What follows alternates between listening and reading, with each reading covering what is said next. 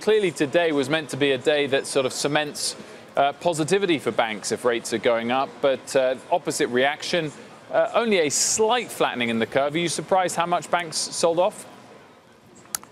Well, I don't think today, takes away sort of the 3 or 4 things that the industry's been struggling with lately. One is obviously the yield curve. You've talked about that. Loan growth is one.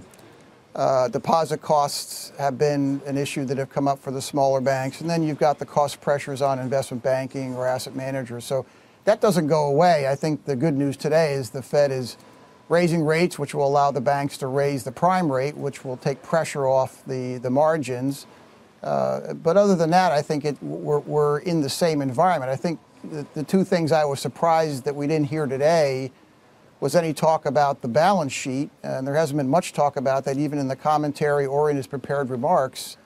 And secondly was the benefit that consumers are getting from the rising rates. There was a lot of talk about the consumers having to pay more on credit cards, but what about the rising CD rates that are benefiting supposedly the other half of the population? Nobody seems to be talking about how that's going to benefit everybody. So I think a lot of cross currents here. At the end of the day, though, I think if the peak rates are 3%, which is what they're talking about in the out years, the Dow's yielding 2, the S&P's 1.7. I don't see where that's a problem for the market, and the growth and the overall, benefit to the better companies are going to continue to do well. Matt, you're looking at the charts. How ugly was the action today in banks, and how correlated are they these days to the yield curve?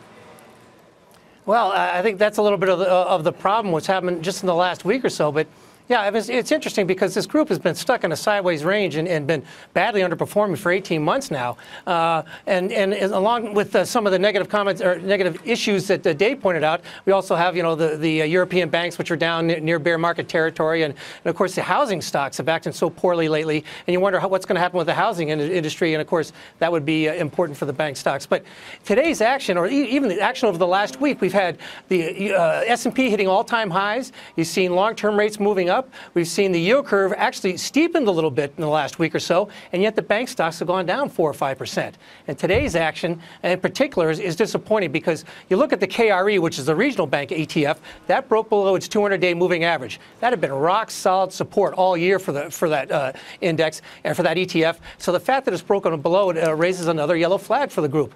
Now, however, again, we're cautious, not negative. And you look at the KBE, the chart on the KBE, the large cap bank ETF, it's been in a sideways range all year long. It's still to about 2% above that. So we're still okay. But if we break below that, it's going to go from a yellow flag to a red flag because, let's face it, the fourth quarter, people start worrying about shifting around their portfolios, starting to sell their losers and buy their winners. And with some of these energy stocks looking poised to break out, that may cause a problem for the group. So it presents an opportunity, but that may not come until next year.